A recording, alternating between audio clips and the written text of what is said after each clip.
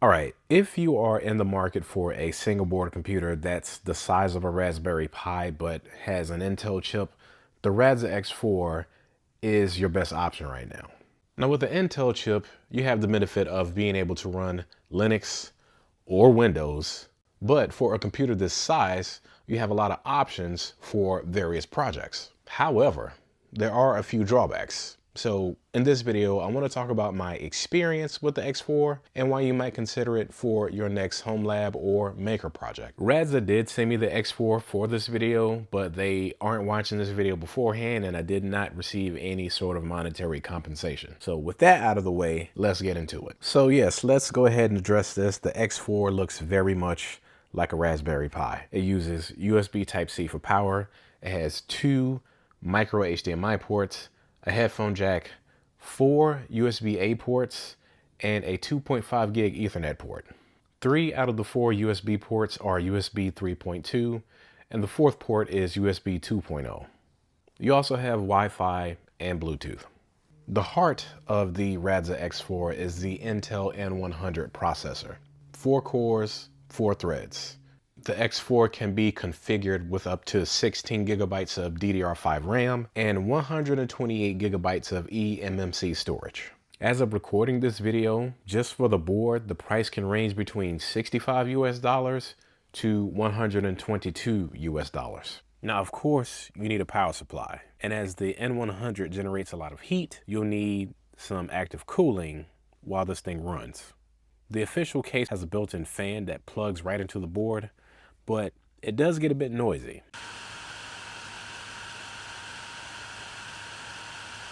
Setting up the Radxa X4 is pretty straightforward. You choose an operating system, create a bootable USB, and flash it to eMMC, or in this case, an NVMe SSD. I tried Windows and Linux on the Radxa X4. Windows 11 is fine on this. Once you get all the updates and drivers installed, you're good to go. Linux, on the other hand, was a much quicker setup.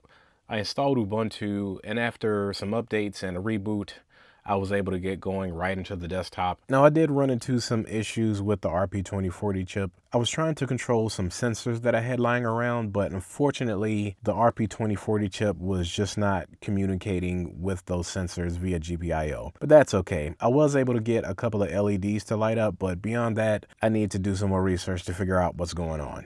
So why should you consider the Radxa X4? The Radxa X4 is one of those interesting single board computer options, right? The X4 feels familiar because it looks like a Raspberry Pi, and new doesn't always mean better. To me, the X4 seems better suited for a headless project like Home Assistant or something where you can mount this on a rack where it's out of sight and you can't hear that fan going. Now, I don't want to sound like I'm dismissing the X4.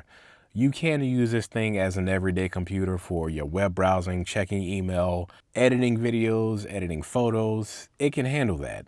For maker projects, I'm on the fence simply because when you put the X4 in the official enclosure, you can't easily access those GPIO pins. But overall, I do like the Radxa X4. I like it a lot. I hope that we see more community support for the Radxa X4, specifically better support for the RP2040, like some official support for CircuitPython with this single board computer. An alternative case for cooling would be awesome, something that frees up the GPIO while also toning down the fan noise so that you can use this on a desktop without being distracted.